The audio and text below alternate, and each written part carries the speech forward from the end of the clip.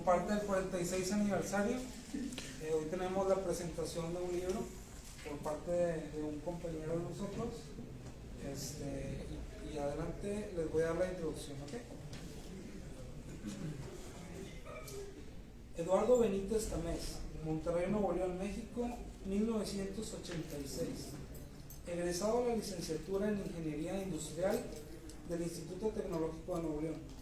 Cuenta con estudios de posgrado en Administración de Negocios, estudios humanísticos con enfoque de literatura y un doctorado en Ciencias de la Educación. Ha publicado cuentos en diversas revistas literarias como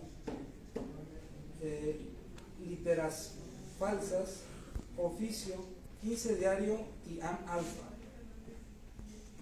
Analfabeta L, la revista cultural Espiral de la Universidad Psicológica de la UAM, y en la revista Tierra Baldía de la Facultad de Letras de la Universidad de Aguascalientes. En la revista Vanguardia Educativa y actualmente es columnista en la revista Conexión RH. Es coautor en la antología de cuentos Polvos de Venus y un autor del libro de ensayo La exclusión de las humanidades en la educación superior pública de México. Ha participado en diversos eventos literarios. Actualmente es consultor educativo y profesor investigador a nivel universitario. En 2020 publicó Empuñar la ira, su primer libro narrativo con la editorial Anónima Editorial. También un aplauso, por favor. También nos acompaña Alejandro Hernández, Monterrey, Nuevo León, 1996. Egresado de la licenciatura en Ingeniería Industrial del Instituto Tecnológico de Nuevo León. Ha participado en grupo de lecturas, particularmente sus lecturas están encaminadas hacia la poesía y narrativa. Uno de sus temas de interés es el género musical rap, freestyle y trap. Un aplauso, por favor.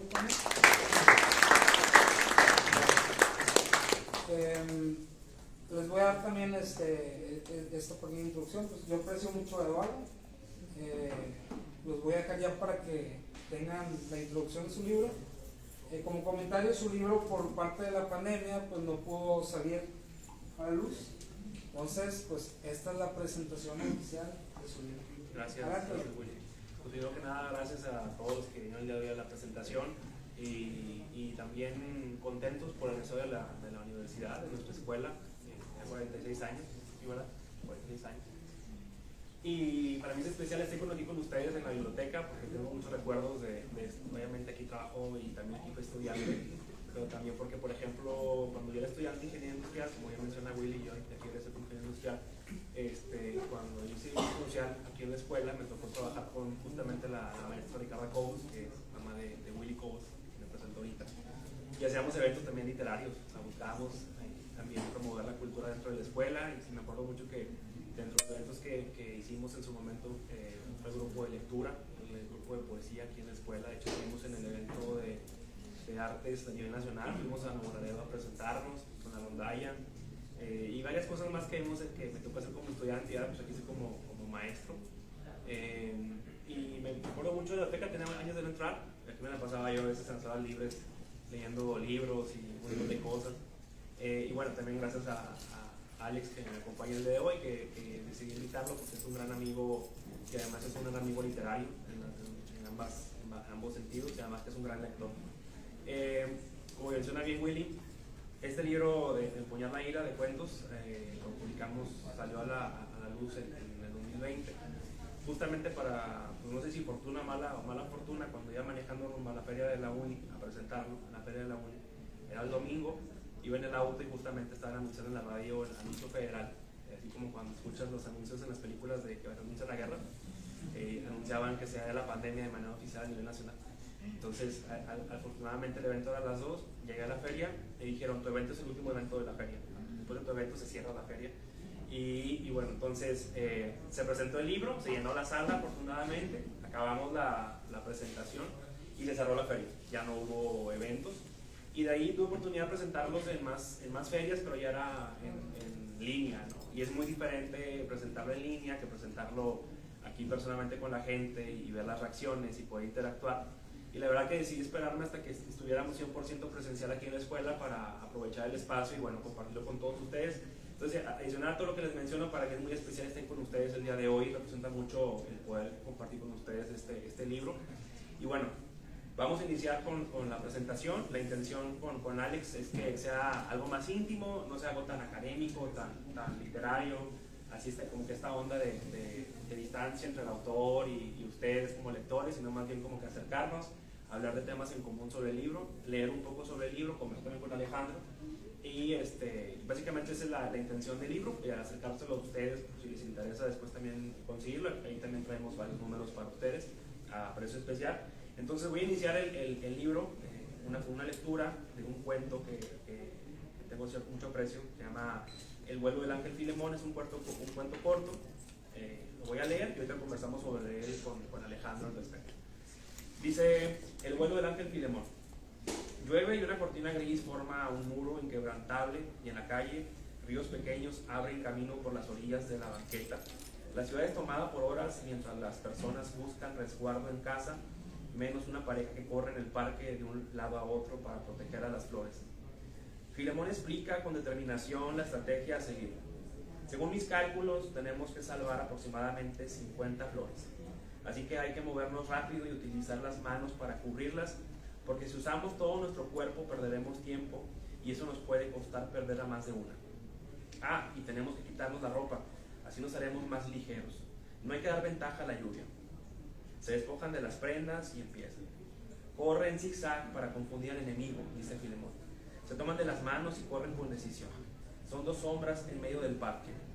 La lluvia los mantiene alertas. Utilizan sus manos para cubrir una flor por un instante.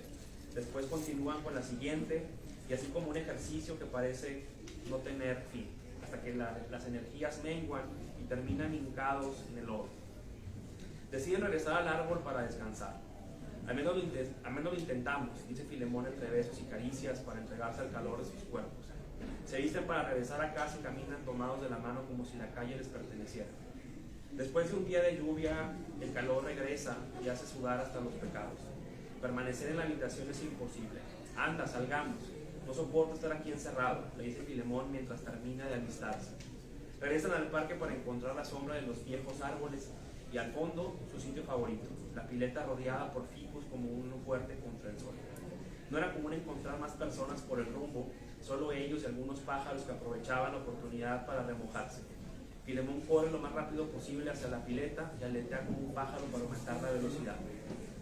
Debemos correr como si fuera la última vez. Él arranca primero, tan rápido como puede. Toma aire y siente que los pulmones le salen por la boca. Dura un momento en meterse al agua, pero la imagen frente a sus ojos lo mantiene ajeno. La estatua de un ángel en el centro de la pileta. Las alas acaparan su atención y siente un cosquilleo en los brazos. Se pregunta qué se sentirá poder volar y si sería tan fácil como mover los brazos al correr. ¿Podemos ser ángeles? Se pregunta a sí mismo en voz alta, pero más que interrogación, su pregunta es un anhelo. Sí, para mí tú eres un ángel, le responde su pareja con ternura. Deciden dejar la idea para otro momento y disfrutar de la tarde en su escondite. Su relación se resume en historias gloriosas como una complicidad inquebrantable y las empresas que se le ocurren sobre la marcha. Cuando no tienen palabras, les sobran excusas para encerrarse en caricias y quemar el tiempo. Regresan a casa y parecen encabezar una caravana. Alzan las manos y sonríen a cuantas personas se topan en el camino. Filemón se detiene en el jardín más grande del rumbo. Recorre las opciones hasta que finalmente arranca un durazno. Toma, es para ti. Anda, come hasta dejar el hueso. Retoman el camino y esperan con paciencia hasta ver cómo termina de comer. Dame el hueso, mira, ese soy yo. Trágame para que me lleves dentro, dice Filemón con ternura mientras en su mente reaparece la estatua de la pileta. Durante la mañana siguiente se la pasa ensimismado en preparar una sorpresa para su pareja. Consigue algunos cartones viejos en el bote de basura y se las arregla para robar un poco de alambre de una casa en construcción. Corta los cartones en forma de alas, los amarra con cuidado a una estructura de alambre, un poco de pintura y listo. Toma una hoja y escribe los posibles lugares para estrenarla. Después de analizar cada una de las opciones, elige el campanario de la vieja iglesia a las orillas de la ciudad. Recuerda cuando niño, mientras sus padres comulgaban, aprovechó para escabullirse y explorar las alturas de la iglesia y, cuando se encontró al borde del techo, un cosquilleo le subió hasta la cabeza. Cerró los ojos y se sintió un papalote listo para volar. Fue el grito de su padre el que lo hizo recuperar la razón y darse cuenta que trepó hasta el campanario. Vio a toda la misa hincada en la plazoleta rezando por él. Con ayuda de uno de los monaguillos, su padre logró sujetarlo. Filemón no recuerda cuánto tiempo estuvo ahí, ni cómo hizo para llegar hasta el campanario, pero guarda con añoranza aquel momento de libertad. Se llega la noche y la hora pactada. De nuevo siente aquella emoción que experimentó de niño, pero ahora no hay quien rece por él en la plazoleta, ni su padre para rescatarlo. Solo ellos dos. El cielo está abierto como si los estuviera esperando. Filemón se quita la camisa y muestra su espalda. Mira, son perfectas, presume orgulloso. Para mí es un ángel, le responde. Enfocan sus miradas en las luces de la ciudad y pueden ver cómo parpadean. ¿Qué estarán haciendo en esas casas?, pregunta con curiosidad. Seguro están jugando con los interruptores, concluye Filemón sin dar mayor importancia al asunto. Mejor observar la luna, ella nunca se apaga. Acompáñame a bajarla. Se toman de las manos y caminan hacia el borde. Cierran los ojos y sienten ligero el cuerpo. Están listos. Sujétate fuerte y no me sueltes. Extiende sus alas. ¿Sientes? Es el viento que nos está esperando desde hace años. Ese es el primer cuento que debemos leer.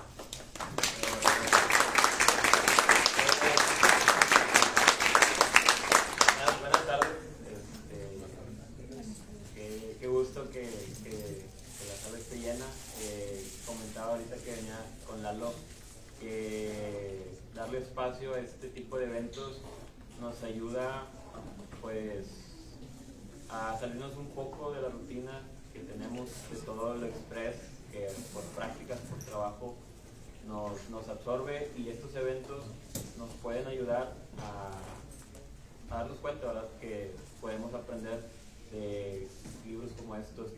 Y una de las cosas que le comentaba a Lalo es que el cuento de El vuelo del ángel Filemón es uno de los 3 más cortos del libro, son 7, y es mi favorito del libro.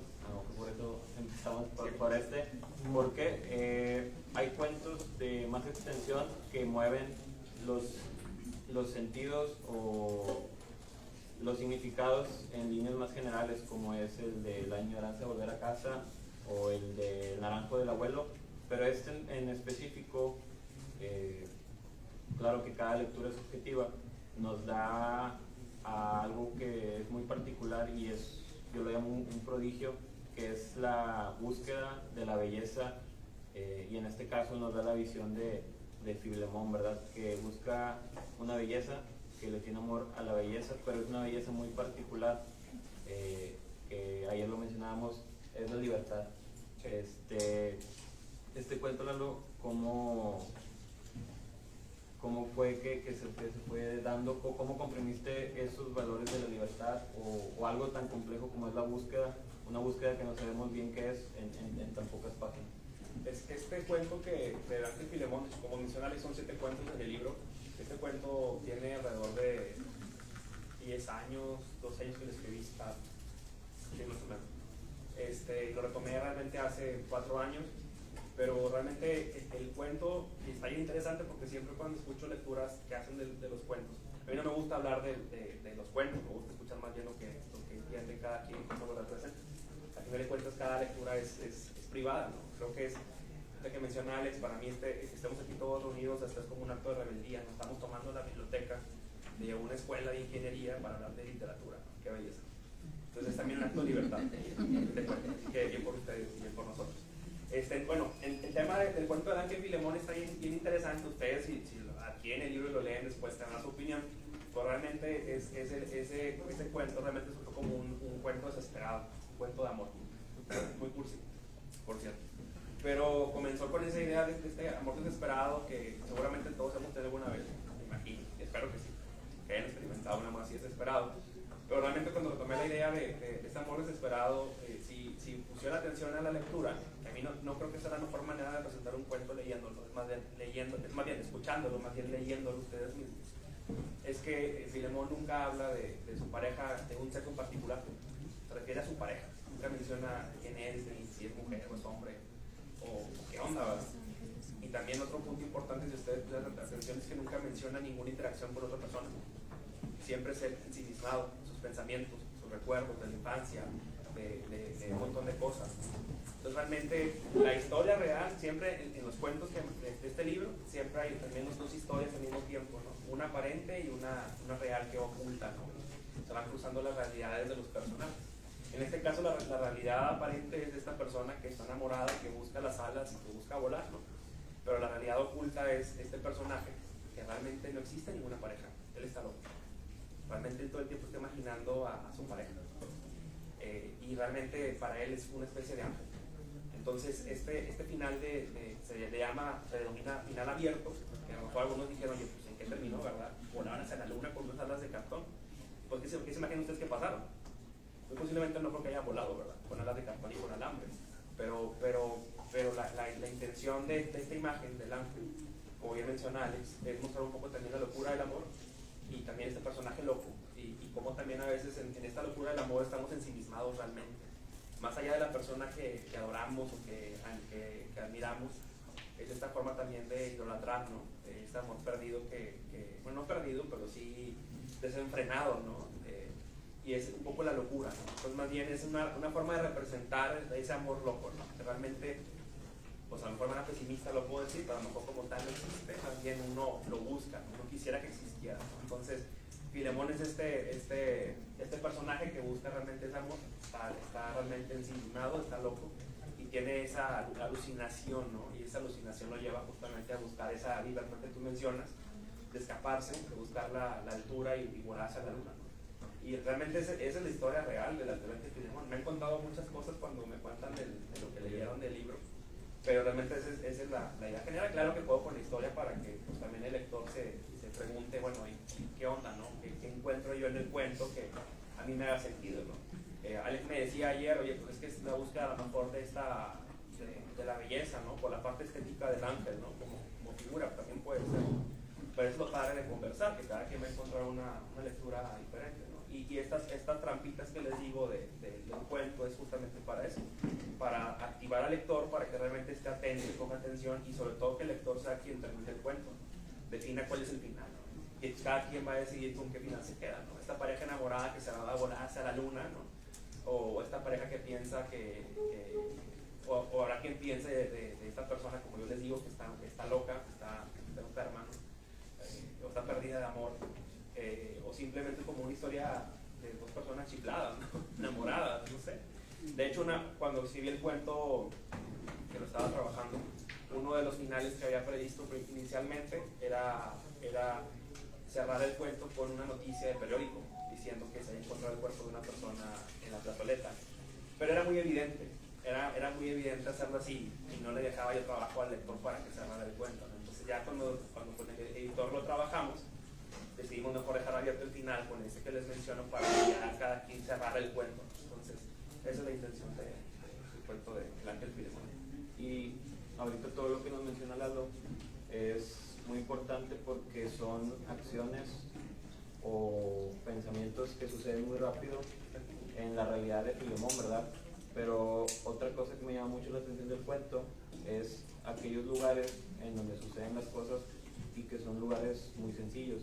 Ahorita que veníamos para acá, para la biblioteca, yo le mencionaba a Benítez, oye, pues me da un poco algo de ese cuento porque pues, yo estoy aquí hace 2 años y ver la palapa y ver los salones donde estuve, aquellos lugares donde conviví con mi generación, y tras moviéndolo al libro de Benítez, del cuento de Filemón, son 3 lugares muy específicos, ¿verdad? Es en el parque bajo la lluvia, es en la fuente donde están los ficus y es en la iglesia, el campanario, donde yo cuando la primera vez que lo leía le decía a Benítez, oye, de verdad la primera vez no saltó y todo es como que un retroceso, un que hubiera pasado si no lo hubiera salvado su papá. Pero retomando el tema de los lugares sencillos, que para muchos, o mejor dicho, solamente para nosotros significa algo muy especial, es en estos lugares donde Filemón solo existe, donde solo él se identifica y puede alcanzar esa esperanza de encontrar la belleza. Sí, sí. De hecho, ahorita que mencionas la parte del campanario, en el cuento está una anécdota donde él recuerda de niño, ¿no? Una idea central también del libro, este libro yo lo comencé a escribir cuando terminé la maestría en Humanidades, enfoque en literatura. Entonces yo estaba muy ensimismado con un tema de los símbolos, de la resignificación de las cosas. Y entonces este recuerdo que menciona Filemón en el campanario es también, no sé si a ustedes les ha pasado, seguramente sí, que tenemos un recuerdo de una persona, de un lugar, de una sensación, y que siempre regresamos a ese lugar o a esa persona, a veces aunque no queramos. ¿Cuántas veces hemos leído en Facebook, redes sociales, que dicen, oye, volviste con la persona que a lo mejor no deberías, o volviste al lugar donde hace años estuviste y fuiste feliz, ¿no? Y hay muchas opiniones encontradas sobre eso, ¿no? Cada quien decidirá qué pensar al respecto. Lo cierto es que creo que los símbolos nos ayudan, o esos lugares que menciona Alex, y los símbolos se convierten como en caminos que siempre dejamos abiertos, ¿no? Y creo que también las personas con las que nos topamos en la vida no es que desaparecen, o sea, dicen, no, pues que ya desapareció en mi vida, no es cierto, o sea, ni esa persona, ni ese lugar, ni esa sensación, es como un camino que se queda abierto al que cuando tú quieras puedes regresar, a veces sin querer, a veces queriendo, a veces llorando, a veces alegre. Entonces en este caso para Filemón, ese regreso al campanario después de la infancia, esa sensación de libertad, para él fue un camino que dejó marcado, que con el tiempo, por algún motivo, quiere regresar a vivir esa sensación de libertad, ¿no? Entonces otra vez esta conexión que tiene el pasado con el presente, y ese lugar representa ese puente para poder otra vez conectarse, ¿no? Entonces creo que así funcionamos normalmente con las personas, con los lugares y sensaciones, ¿no? Y es por eso que la anécdota está presente en el cuento, y bueno, ahí va a encontrar lo que encontró en su momento, ¿no? A experimentar la parte de la libertad, esa sensación de volar, ¿no? Y bueno, para cerrar con el tema del vuelo del Filemón, porque tengo otros 6 cuentos de los que hablar rápidamente. Algo que me gusta mucho de Filemón, yo siempre intento cuando leo alguna película, siempre es como intentar ganchar canciones o algo que sé que a lo mejor inconscientemente Benítez pudo haber considerado, ¿verdad? Cuando leo el vuelo del ángel Filemón, se me viene la canción de Signos de Soda Stereo, o también en el final que es de lo que más me gusta, que ¿cómo dices? El viento nos está esperando, de hace años. Ahí hay un poema, no me acuerdo quién es el autor, es inglés, que dice, deja que el viento hable, que es el paraíso. ¿Y qué nos quiere decir eso? No lo sé, no soy crítico, pero para mí es una frase que tenemos muy en común, porque pues, llegamos al mismo tiempo, nos dimos cuenta que la tenemos igual de presente, y es pues la naturaleza o la sencillez de esa, no de la belleza tal cual, sino vamos a decirlo, de la sencillez, de la sencillez de que el viento pase, la sencillez que el viento pueda, que nosotros el significado podamos tomar el viento. Una frase muy sencilla, pero que encierra mucho. Y hablando de qué es lo que encierra, pues como ahorita mencionamos, el libro tiene 7 cuentos que engloban temas muy, muy importantes, y es algo que me gusta mucho porque le he comentado a Benítez, el libro, los personajes no son triunfadores de nada, ¿verdad? Están llenos de puros perdedores, ¿no? Bueno, sí, digamos que no. De perdedores o de antihéroes o de gente resignada, ¿verdad? En temas como la violencia emocional o violencia física, como lamentablemente vivimos mucho en el norte. De hecho, algo que me gustaría comentar es la mayoría de estos cuentos tienen como que una condición del norte, ¿verdad? Sí. Y bueno, de entrada, un tema presente en todos los cuentos es la violencia. Y es que realmente a mí la violencia me interesó mucho. Parte de mi tesis de maestría fue sobre la violencia, pero de la perspectiva del poder. cómo el poder se ejerce de diferentes maneras, como ya mencionaba, pues una forma por ejemplo, si hablamos del ángel Filemón, desde mi perspectiva, es como la locura es aislada en sociedad. Es decir, la gente que es diferente, se comporta diferente, se considera como loca, pues es como aislada, excluida, ¿no?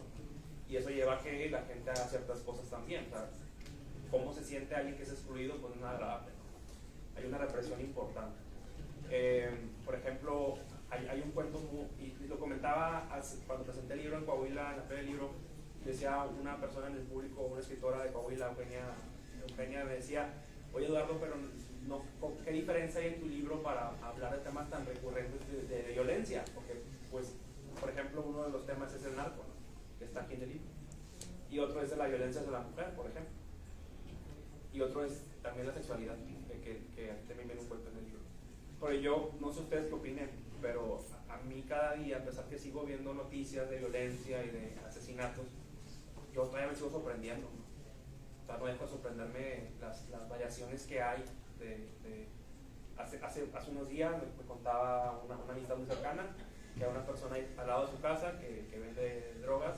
El día del grito, en septiembre, estaba lavando su carro el tipo, llegó un carro, se bajó y quemaron cartucho, pero fue al suelo, no a la persona, una especie de amenaza. Entonces ahorita lo escuchamos y yo me quedé impresionado. O sea, dije, ¿cómo que habrá sentido este tipo al recibir esa amenaza? ¿Cómo sigues la vida? ¿Qué haces después de recibir 7 balazos en el suelo enfrente de ti? ¿Corres, te metes a la cama a llorar, te vas de tu casa? ¿Qué haces? ¿No? Y eso me sigue sorprendiendo, cómo seguimos la vida normal con tanta violencia todo el tiempo y tan fuerte, ¿no? Que llegamos a pensar que es normal o que pasa, sí pasa eso en mi colonia, pasa aquí y todo, ¿no? Pero es muy violento y lamentablemente creo que manifestamos todo lo que vimos de violencia en nuestros actos. No por nada somos más irritables, no por nada respondemos de diferentes maneras, y creo que todo eso se cuela, ¿no?, a fin de cuentas. Entonces a mí me interesaba mucho la parte del tema del poder y la violencia. Hay un cuento, bueno, hay varios cuentos. Por ejemplo, uno que realmente ese iba a ser el nombre del libro inicialmente, se llama La Añoranza de Volver a Casa. Y este cuento habla del despojo, es una historia del narco. Está basada en hechos reales, en realidad. Bueno, está basada en historias reales de muchos lados, no es solamente una historia. Pero particularmente en la Sierra de Durango, 60, 70, más o menos 70, 80, en la sierra la gente pues vivía sembrando y demás, y llega una etapa donde el narco llega a la sierra, y entonces eso representa que la gente tiene dos opciones, y todavía pasa, no es nada nuevo, todavía pasa.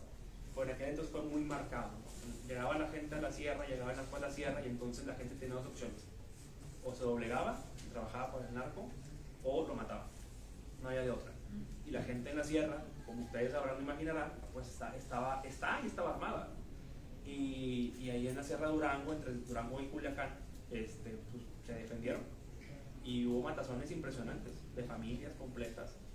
Y entonces, dentro de esas historias, yo me quedé pensando, ¿qué se sentirá que te despojen de tu familia y de tu casa?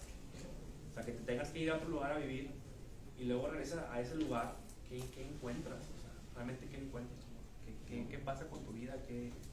Y es donde hablamos otra vez de los retornos, de los símbolos, ¿no? ¿Qué representa el hogar? ¿Qué cosas te recuerdan? Y este cuento de La Añoranza de la Casa, les mencionaba que es uno de los cuentos más largos del libro, y de hecho es de los cuentos más recientes que escribí. No voy a leer todo porque es mucho, voy a leer nada más unas escenas del libro, del cuento, perdón.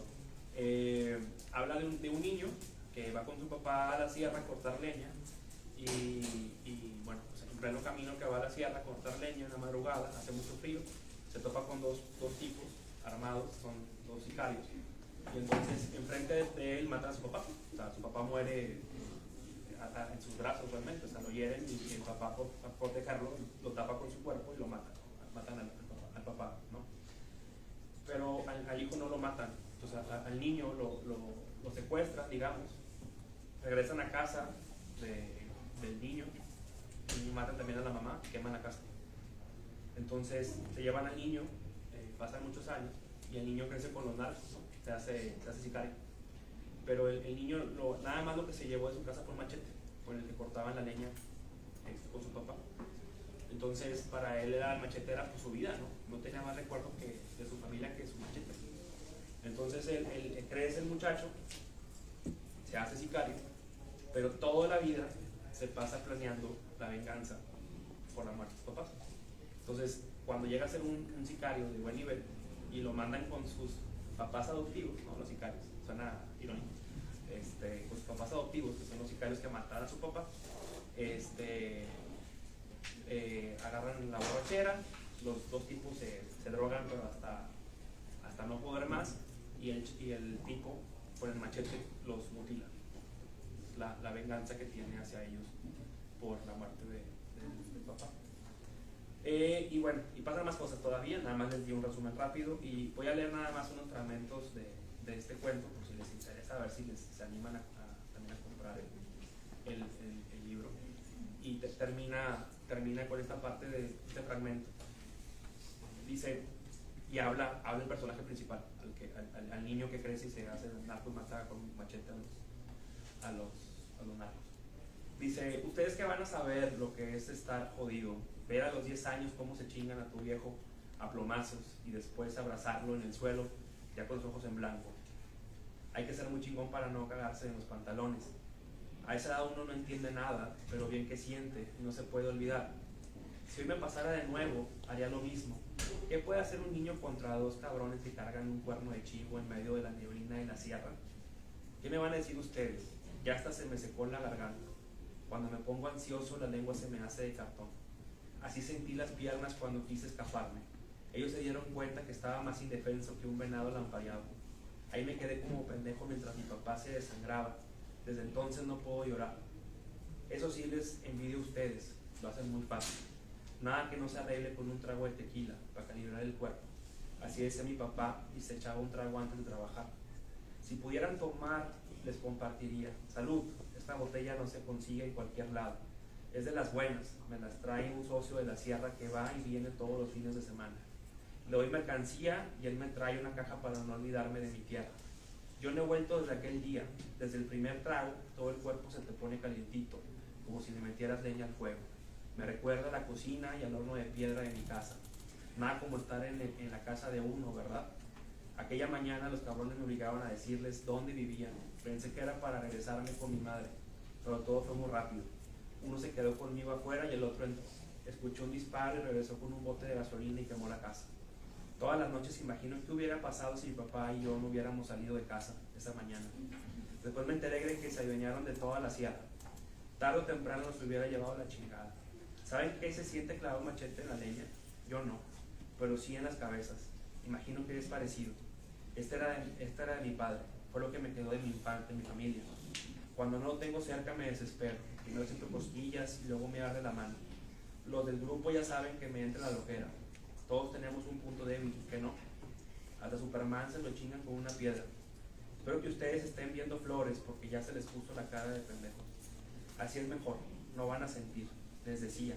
Pasaron años para ganar la confianza del grupo hasta que un día el Señor nos envió a limpiar una plaza rival. Acompañé a los cabrones que se chingaban a mi familia. Ellos me enseñaban a matar y no perdonar. ¿Eres tú o ellos? Así llegué hasta aquí. Los muy pendejos me decían, hijo, yo les seguía la corriente. Aproveché la oportunidad, no se lo esperaba.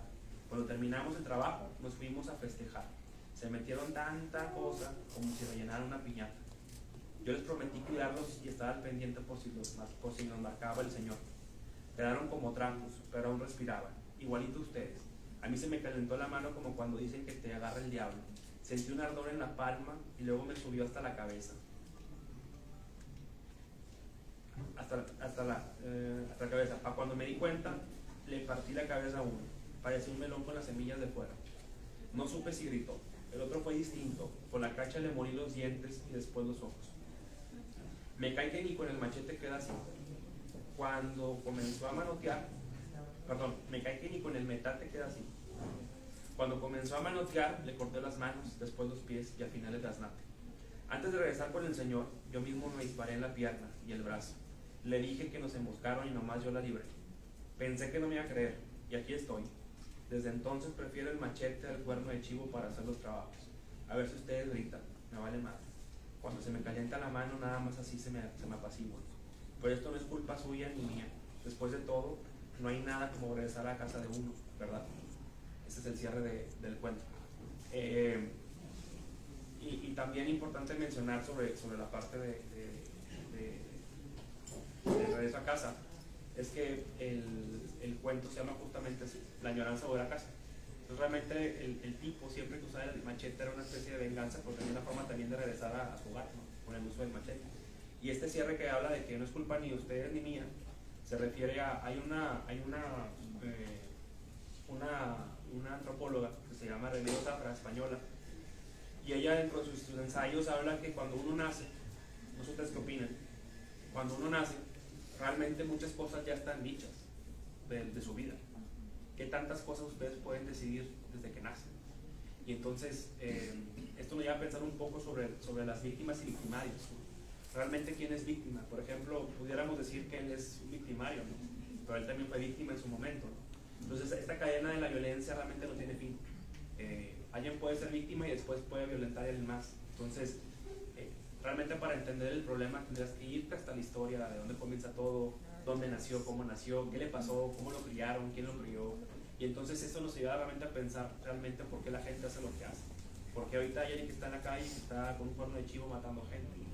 Tiene algún motivo. Y a lo mejor podemos juzgar y decir que está mal lo que hace, y pues sí, realmente no está bien matar gente. Pero si queremos realmente comprender y tener empatía de saber por qué hace lo que hace, tendríamos que irnos hasta ese tipo de análisis, ¿no? Saber cómo lo criaron y quién lo crió y con qué valores. Y mucha gente realmente no tiene esa decisión, y es una secuencia de decisiones que lo van llevando a hacer muchas cosas. Y es también un poco lo que quería mostrar con el cuento, cómo esa secuencia de cosas que la vida le pone a la persona lo lleva a hacer lo que quiso. Y entonces, ¿realmente quién es el culpable? Esa es la pregunta que que planteo con el cuento, y también le pregunto a ustedes. ¿Realmente quién es el culpable de todo este tema de la violencia? Son muchas aristas. Sí. De hecho, este es uno de los cuentos que más me cuesta hablar cuando comenzamos, porque pues como comenzó Lalo diciendo, dice que se ha hablado mucho de la violencia, pero no, yo creo que ha habido mucha violencia y se ha hablado muy poco de ella en muchos sentidos, ¿verdad? Lo que mencionaba es muy importante, porque pues no es ético hacer todas las cosas que hacen ellos, pero creo que la diferencia entre hasta cierta, manteniendo las distancias, ser parecidos a ellos o no, es simplemente juzgar y decir que están ahí porque quieren, ¿verdad? Hay un millón de historias, y ¿por qué digo que me cuesta hablar mucho de ellos? Porque pues yo tenía conocidos, y sé que no es tan sencillo, ¿no? No es tan sencillo. Es uno de los cuentos que más toca a mis fibras, porque recuerdo amigos, y sé que no es fácil estar ahí de ese lado del machete. Yo no tengo machete, pero sí, la violencia, y es uno de los cuentos que más refleja toda la idea del libro, de empuñar la ira. Creo que de ahí nuestros amigos le cambiaron la jugada, y pues es de los que más me cuesta hablar y todo. Pero regresando regresando un poco a esta violencia general, esta violencia pública, me gustaría que en los siguientes minutos, Lalo, habláramos uno que también es muy especial para mí, que es Aquí no entra más, que es un libro un cuento, perdón, de violencia también, no tan pública, pero también de las cosas que trata de cantar el libro es el amor hacia lo pasado, es el amor hacia lo perdido. Pero en este libro, que creo que es de los pocos, como lo mencioné hace rato, de los resignados, de los personajes, es un resignado. Sí. Creo que aquí es un resignado, pero que al final encontró un poco de salvación, ¿no? Sí. De una mala manera, pero sí. Sí, Bueno, ahorita que mencionan de la historia, a mí, por ejemplo, la literatura, para mí, cada quien tendrá su idea y lo que quiere leer, para mí debe incomodar. O sea, para mí el uso que yo le doy a mis cuentos y lo que leo es que me incomode. Si no me incomoda es que no me funciona. O sea, es decir, para mí la literatura debe de moverte, sacudirte, hacerte pensar, hacerte llorar, cuestionarte muchas cosas. Para mí, para eso la utilizo yo, ¿no? Entonces, ahorita sí que leí, yo sé que está el lenguaje a lo mejor fuera de tono para una escuela, pero como se dice, hay cosas que se dicen como se tienen que decir, ¿no? Y esa parte hay una cosa que se llama registro de voz en la narrativa. Y el registro de voz es justamente la voz del personaje. No voy a hablar como narco diciendo, oye, pues es que esto es muy violento, esto es muy pesado, ¿no? Tienes que decir tal cual como se menciona, ¿no? Entonces, los temas que abordo en el libro realmente es eso. O sea, no hay, como menciona Alex, no hay triunfadores, más bien estamos un poco también hasta pesimista, pero también es importante mencionar que justamente en esta parte pesimista es donde creo que pueden lanzarse las mejores reflexiones, las mejores preguntas. Había también, decía Remedios Zafra, que es muy fácil hablar con alguien que piensa como tú. O sea, es decir, supongamos que a él y a mí nos gusta lo mismo, de hecho no nos gusta lo mismo en literatura, y por eso me cae bien. Hablamos un montón de cosas. Pero, ¿qué pasa cuando hablamos con alguien que piensa diferente a mí? Es cuando realmente confrontas las cosas y puedes aprender cosas diferentes. Entonces, hay diferentes cuentos, de hecho, nos centramos en los más dolidos, ¿no? Ya nos queda poco tiempo para terminar. Hay dos de fútbol, por ejemplo, son los más recientes que escribí del libro, que hablan del fútbol. Hay uno de un entrenador de fútbol frustrado y otro que es también que habla también de los ídolos del fútbol y cómo impactan en la sociedad. Y en particular de Aquí no entras más, es de los cuentos más viejos que tengo del libro. Y este cuento en particular para mí fue un gran reto, porque la voz del libro, del cuento, es una mujer, todo el tiempo es una mujer que está hablando, una mujer violentada. Entonces, para mí cuando escribí yo tenía a lo mejor unos 22 años, 23 años, y para mí fue un reto de asumir la voz de una mujer violentada, ¿no? Yo no soy una mujer, y no me subo como una mujer, por cierto. Entonces, este personaje, como bien menciona Alejandro, es una mujer que sufrió violencia de su esposo y tiene un final pues inesperado, ¿no? Lo pudiera decir. No voy a leer todo el cuento porque se nos va a ir un montón de tiempo en esto, pero voy a leer nada más el final del cuento. Si les interesa, ustedes lo leen completo. Y termina así, la parte 4 del cuento. Solo fue un sueño, repetía para convencerse a sí misma, el mismo que la perseguía desde hace años. Ni muerto me dejas en paz, reclamaba al techo del cuarto. Así eran todas las noches, despertar agitada y gritar, Leonardo, ya déjame en paz. No fue mi culpa, no pude hacer nada, pero bien que lo deseé. Ay, Leonardo, si al menos hubieras hecho el intento por cambiar, pero no, esos vicios que nomás no te dejaban ser el Leonardo tierno que yo conocí. Poco nos duró el gusto y ya ves, te perdiste, ya no eras. Y por más que te quería recordar, terminé por desconocerte. Me quedé sola con todos los recuerdos y tú no dejas de venir todas las noches a tocar la puerta. Pero no, Leonardo, no abriré. ¿Y sabes por qué? Porque ahora sí puedo decirte que no quiero. Podrás decir que la casa es tuya porque tú la pagaste. Bien me repetías para consolarme. Todo esto lo hice para ti. Al menos me quedé con esto y una pensión que apenas me alcanza para comer. ¿Para qué quiero más? ¿Ya para qué? Que te llevaste los mejores años de mi vida y toditos mis sueños. Todos. Esos que me los devuelve. Ya solo me conformo con sobrevivir. Has de estar contento porque siempre hiciste lo que te dio la gana. Ay, Leonardo, te duró el gusto. Mira qué oportunidades tuviste. No te bastaba con verme suplicándote.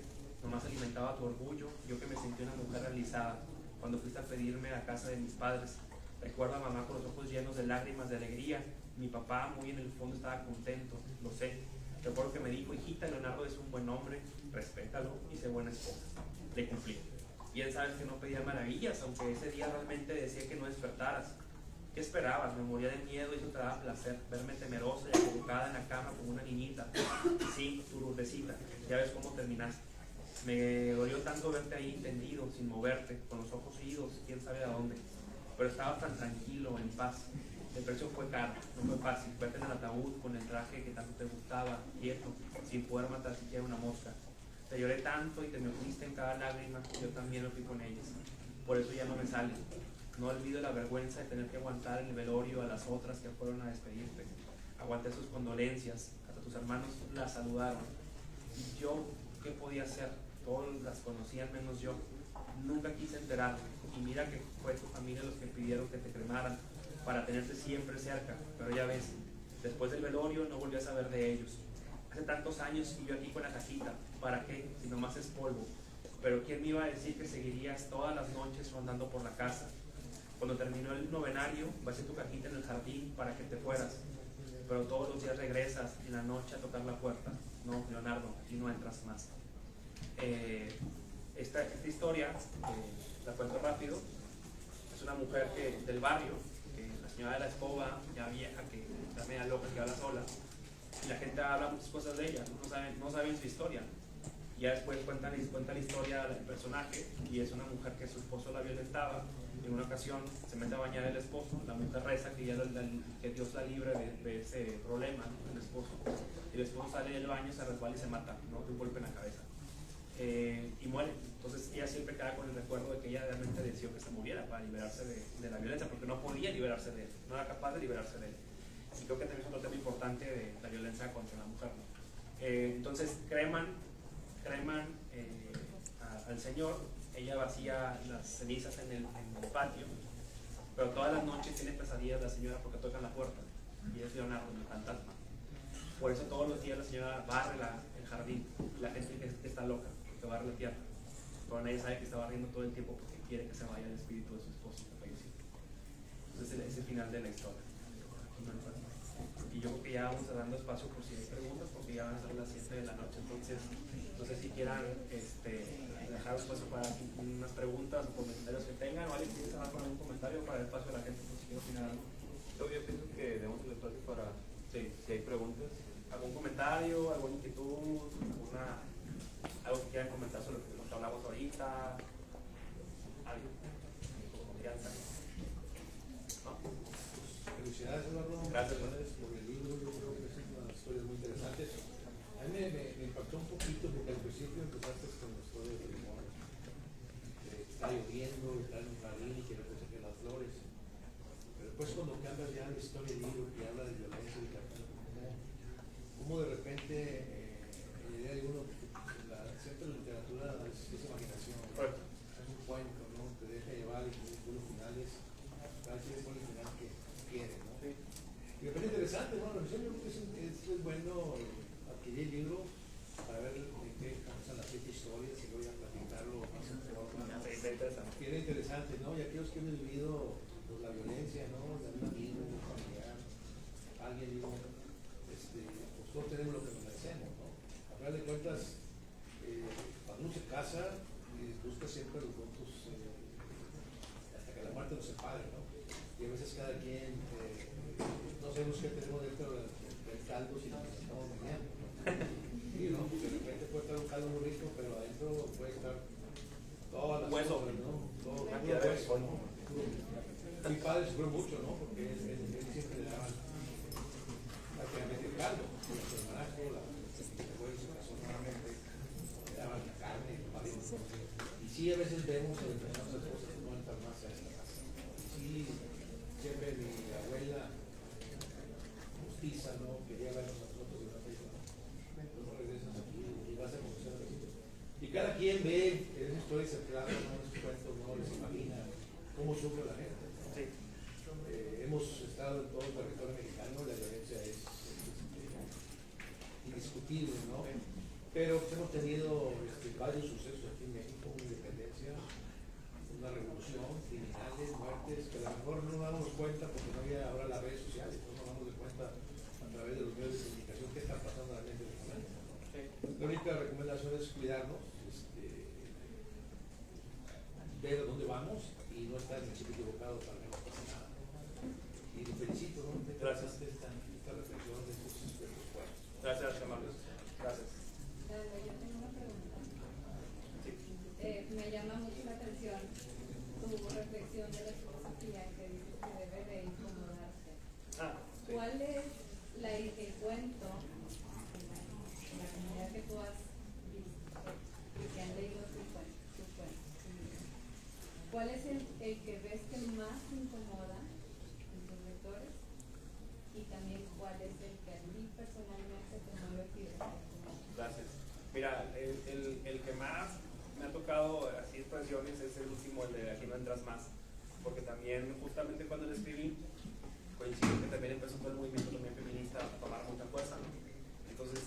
agradaban mucho los grupos con el cuento y hacían buenos comentarios al respecto, porque pues muestra el machismo mexicano, muestra la violencia, en ciertas frases que también menciona el personaje, como decir, mi papá me dijo que yo te cumpliera, que yo te respetara siempre, y independientemente de lo que me hicieras, pues yo iba a portarme como mujer sumisa.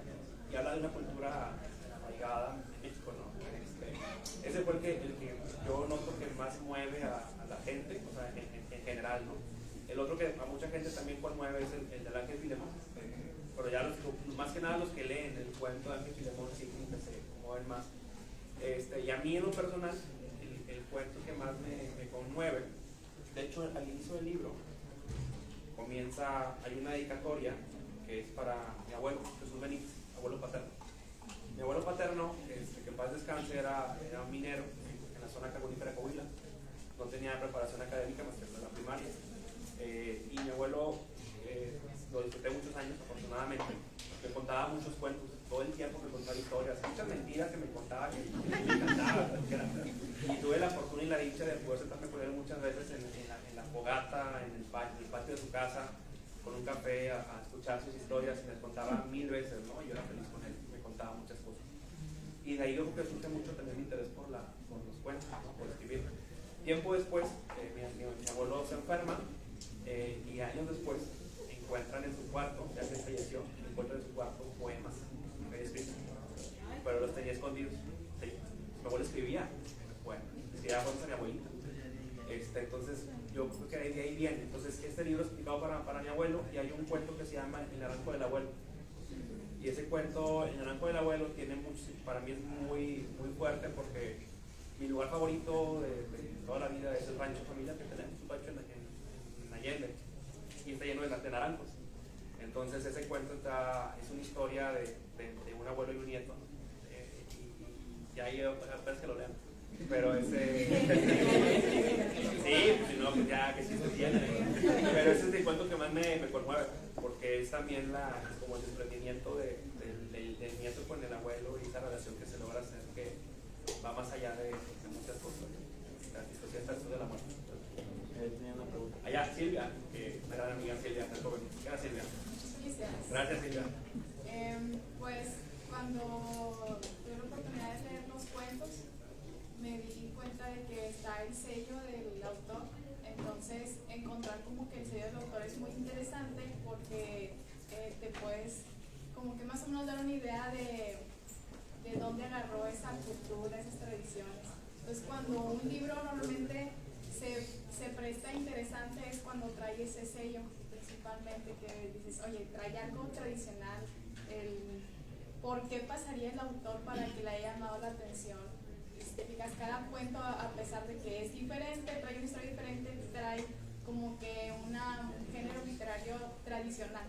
Sí. Entonces, cuentas la parte de los personajes, o sea, ahonda en la vida de ellos, y es muy interesante, está muy padre como que poder ir más allá y de algo que sea, o sea, que no es ficción. Sí. Aún así logras pues como que imaginarte, verificar y checar esas escenas, y hasta tú mismo como que ahondas y le pones cara a esos personajes con personas conocidas propiamente, porque está esa tradición y esa cultura. Es lo que mencionas, sí, es interesante, porque al final son personajes comunes y corrientes. La señora que vemos que estaba en la calle, el sicario, el loquito de la cuadra, que sí le decimos, lo que anda de repente dando solo por la calle, el futbolista frustrado, el entrenador frustrado, que está basado, me acuerdo mucho de la Volpe, por cierto, que fue como jugador no fracasado, pero no fue brillante, un gran técnico, por ejemplo. Y así cada cuento tiene un personaje que todos podemos identificar. Te mencionaba el maestro Nájera, oye, mi abuelo, mi papá, mi abuela. Entonces todos tenemos una mente histórica que podemos identificar. Este que mencionaba Alex sobre el tema de la violencia y gente que ya no está con nosotros, pues yo puedo apostar que la mayoría aquí, el 90%, tiene una historia que contar al respecto, o de un cercano o inmediato, un conocido muy querido. Y sí, es también parte de generar ese clic con el lector, de temas que sean, como decía Alejandro, a lo mejor recurrentes aparentemente, pero yo soy de la idea que hay que seguir hablando al respecto. Es un diálogo abierto, hay que seguir hablando sobre esto. estos temas, seguir conversando, reflexionando, pues, planteando muchas cosas, modificar pensamientos inclusive, o sea, ¿por qué no? Y que nos lleve realmente a una mejor comprensión de la realidad, me parece. Hay otros que levantamos. Creo que la bajaron ya, se afanaron, ¿no? Allá atrás, Alex, ¿qué vale? Oye, Lalo, ¿dónde puedo comprar tu libro? Y si estás preparando el segundo volumen de... Gracias. Sí, pues mira, aquí traigo números. Ahorita acabé la charla que van a estar a la venta. Está a precio de feria, que es como está en la feria también del libro. Está en 100 pesos de libro. Es un libro muy bonito, lo ven, es como tamaño bolsillo. Tiene una historia muy bonita. La portada la hizo un artista, un amigo mío de La Paz, California. Ya cuando ven cerca la imagen, concentra todos los cuentos en una imagen. Él la hizo. Y estoy escribiendo ahorita ya otro libro de cuentos. Obviamente, a veces me preguntan, oye, ¿y cómo es para escribir? No, pues nunca hay tiempo para escribir, realmente es el trancazo. O sea, es cuando tienes oportunidad, un espacio y tienes que arrancarte, ¿no? Yo espero, ojalá el siguiente año, 2024, ya lo pueda terminar. Pues ya tendrá que ver si lo voy a publicar o lo voy a lanzar en el curso. Pero sí, estoy trabajando en un libro de cuentos. Ya después les contaré. Maestra. Muchas felicidades. Gracias. Primero, maestro. Gracias, Pues yo te vi aquí de alumno, creo también. Le decía a Alejandro que te tocaba verte en ventanillas escolares muchas veces cuando eres estudiante. Sí. Pues es un orgullo verte aquí. Muchas Gracias. felicidades. Todos los libros que manejas. Me suena interesante lo que comentaron de que la idea principal es incomodar. Sí. Creo que esa es una virtud. O sea, no cualquier escritor tiene esa virtud de engancharte en la lectura y seguir leyendo, o sea, y no paras. Sí. Entonces ahorita que empezaste a contar los cuentos, yo soy una lectora difícil porque me da flojera leer, Okay. pero ahorita que empezaste a contar dije, no, suena interesante, o sea, lo quiero. Entonces felicidades por eso. Gracias. La gran ventaja del libro es que es lectura rápida, porque son cuentos cortos. Entonces, estas cortas y no son tediosas. Y como dice la maestra, tengo algunos truquillos de escritor para enganchar al lector desde el principio y que mantenga la atención todo el tiempo, ¿no?, en la historia para que te intereses, ¿no?, en la historia. Gracias por el comentario. ¿Alguien más quiere hacer una pregunta, algún comentario, alguna opinión? ¿No? Pues nada más una opinión. Quiero decirles, si encontrás esos poemas de tu abuelo, quisiera que los escribieras en un libro. Ah, sí, buena idea. Para poder revivir esos tiempos. Qué buena idea. Recordar esas historias del abuelo, ¿verdad? Y sobre todo que era una persona prácticamente no preparada. Y esa capacidad para hacer poemas, y sobre todo a su abuela, que los plasmaras en un escrito, ¿verdad? Y los compartieras con todos. Que no se quedaran ahí guardados. No se pierdan. Exactamente. ¿no? Y pues que sea como una especie de legado para tu abuelo, ¿verdad? Que todo el mundo conozcamos ese tipo de poemas. Sí. Sobre todo de amor, me imagino que eran poemas. Y puedo hacer el contraste de libros, ¿no? Si hablas de matazones, hablas de violencia, matiz al amor, ¿no? Y ahora sí que cuentes el amor. Sí. Bueno, que lo ande buscando, no estoy encontrando, ¿no? Si es que existe. Ya 38 años de casado, yo creo que es el amor, ya y el de novio, yo creo que ya es toda una vida, ¿no? Ya es toda una vida. Ya es toda una vida, ¿no? Yo creo que es para siempre, ¿no? Por eso yo siempre les inculco a mis hijos, ¿no? Cuando tú te casas, siente prácticamente lo que está, las palabras que te dice el padre, ¿no? Te prometo serte fiel en los goces y los adversos, en la salud y en la enfermedad, y amarte todos los días de mi vida, ¿no? Hasta que la muerte nos separe. Y esa es una frase que siempre se me queda, ¿no? Porque ahorita los muchachos nomás lo leen, y a la semana están divorciando, al mes están divorciando, ¿no? Y el amor es para toda la vida, ¿no? El matrimonio es para toda la vida, por eso tú decides casarte. Y ahorita esa es la cuestión, entonces pues buscarle ahora sí vas a buscar el lado oculto del libro, ¿verdad? La segunda parte y ya habla de bonito, ¿no? De la vida, ¿no? Y sí me gustaría compartir sus poemas, ¿verdad? Sí, ojalá haya oportunidades, pues, espacios para hacerlo. Sí, tengo Ya sé pendiente. que te gusta escribir porque te tengo mucho tarea, ¿no? No le deje tantas materias, Excelente, maestro. ¿no? Que compartas. Gracias. Gracias. Ok.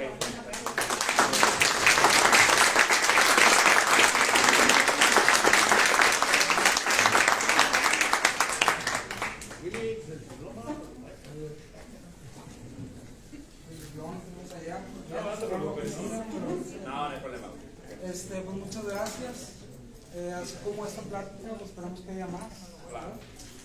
Vamos a tratar de hacerlo como una tradición. Tiene un proyecto que se llama Jueves de Café. ¿Así? Sí, para que vengan los estudiantes y los jueves se dé así una conversación, ¿ok? Así que también... Yo perdón, cuando estaba estudiante teníamos un grupo de lectura y de hecho hace 4 años también tenemos un grupo de lectura con estudiantes. Sí, Me entonces, interesa. sí, está eso, entonces es para pues, el que se quiera unir los jueves, se va a dar una lectura y se va a convivir un poquito, ¿no? Genial. Entonces, pues un aplauso otra vez para Lalo. Dale.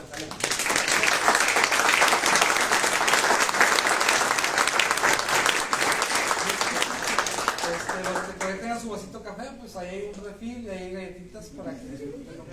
Así que gracias. Y realmente invítanos a los 2 días todavía que quedan de aniversario. Sí, Jueves, todavía la tenemos la carrera el viernes. los que ya se apuntaron a la carrera, pues adelante, van a estar las transmisiones en vivo.